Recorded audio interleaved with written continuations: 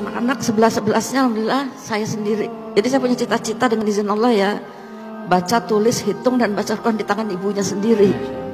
Ini saya buat dari anak pertama sampai anak nomor 11 sebelum meninggal juga sudah banyak hafalan surat-surat pendeknya di juz 30. Umur 4 tahun Allah panggil. 4 tahun.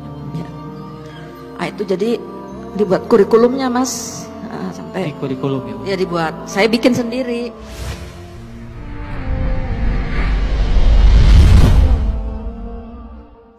Bun, saya mau nanya ke Bunda deh. Siap.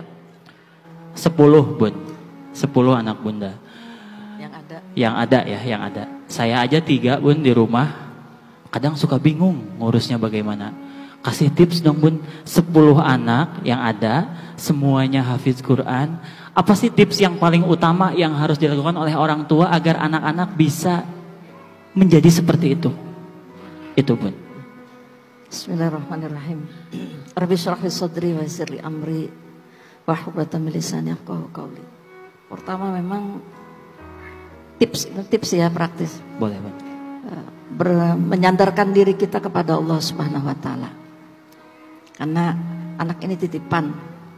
Jadi minta tolong sama Allah. Hari itu kok saya tiap tahun melahirkan. Jadi orang lihat saya itu kalau nggak gendong di dalam, gendong di luar.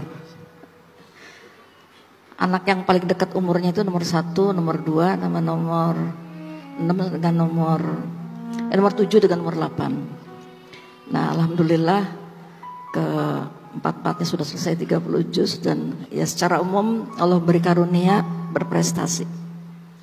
Yang kedua, memang harus kerjasama dengan suami, ini penting. Alhamdulillah ada bapak dan ibu di sini hadir. Tepuk tangan buat bapak-bapak utamanya. Tepuk tangan bapak-bapak. Karena pemimpin dalam keluarga itu adalah bapak. Ya. Istri pada dasarnya yang mengikuti visi bapak. Dan alhamdulillah suami saya klop Allah kasih. Ya, dia sibuk dakwah. Tahu-tahu dilihat sampai rumah anak-anaknya udah pada pintar ngaji. Masya Allah. Udah bisa baca Quran, hafalannya sudah nambah. Begitu lihat saya hamil terus, jadi dia ambil anak yang paling gede untuk setoran hafalan sama bapak. Nah, saya sementara pegang adik-adiknya. Yang ketiga, memang ini tips juga ya saya kira penting Bapak Ibu, membuat peta kayak kurikulum lah gitu. Ada target-target, misalnya anak kita umur 6 tahun harus sudah selesai membaca Al-Quran dengan bacaan dan tajwid yang benar. Jadi dulu cita-cita saya sebenarnya bukan menjadikan anak-anak hafiz, tapi kepingin anak-anak jadi anak yang soleh. Insya Allah. Nah, soleh itu mencakup semuanya. Nah, Allah kasih ya kemudahan untuk menghafal Al-Quran. Ini juga sesuai insya Allah dengan perintah Allah dalam Al-Quran. Rabbi habli minas solihin. Juga hadis Rasulullah SAW, waladun solihun yad'ulahu. Jadi yang diminta oleh Allah kepada kita bagaimana mendidik anak-anak menjadi anak yang soleh. Nah itu, jadi saya suka nangis juga nih, sebenarnya nangis sama dengan anak-anak. Boleh Bu, nggak apa-apa. Kalau nangis saya itu kalau anak-anak udah di atas 7 tahun, saya takut mereka nggak bisa baca Quran. Masya Allah. Jadi saya sampai yang ini keempat ya, janji saya kepada Allah. Pokoknya gimana, jangan sampai anak-anak bisa baca Quran di tangan orang lain. Anak-anak 11-11-nya alhamdulillah saya sendiri. Jadi saya punya cita-cita dengan izin Allah ya, baca, tulis, hitung dan baca Quran di tangan ibunya sendiri. Ini saya buat dari anak pertama sampai anak nomor 11 sebelum meninggal juga sudah banyak hafalan surat-surat pendeknya di juz 30. Umur 4 tahun Allah panggil. 4 tahun ya. Nah, itu jadi dibuat kurikulumnya Mas. Nah, sampai kurikulum ya. Ya dibuat. Saya bikin sendiri. Tantangannya ada sih. Nah, ini enggak sendirian ya, sama suami, sama keluarga besar. Tapi memang harus istiqomah. Istiqomah. Itu yang kelima, kita harus konsisten.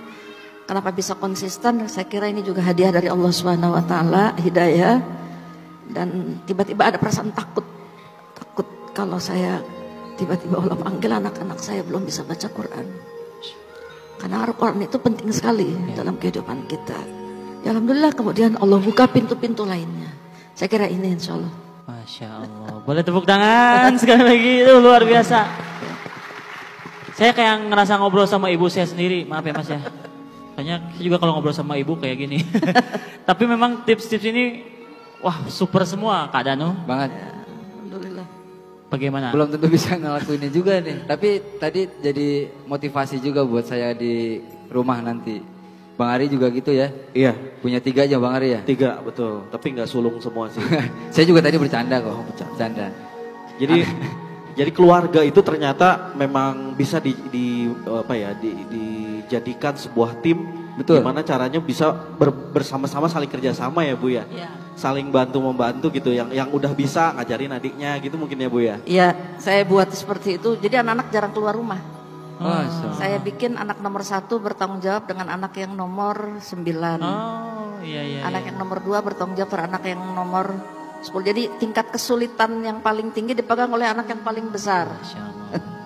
Sampai sekarang jadi masih ikatan saudara itu. Alhamdulillah. Jadi tidak hanya sekedar hubungan saudara damia ya, nah, tapi juga hubungan-hubungan ideologis. Nah, ini saya bilang ini kelak akan menjadi saksi nanti di hadapan Allah bahwa tugas ibu dan bapak sudah ibu tunaikan.